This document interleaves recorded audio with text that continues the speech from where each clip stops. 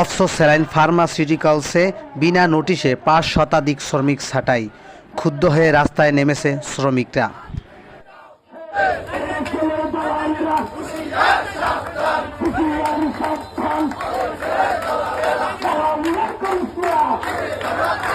তাদের দাবি আদায়ের জন্য সমাজতান্ত্রিক শ্রমিক ফ্রন্টের নেতৃত্বে টাউন হলের সম্মুখে মানববন্ধন করেন।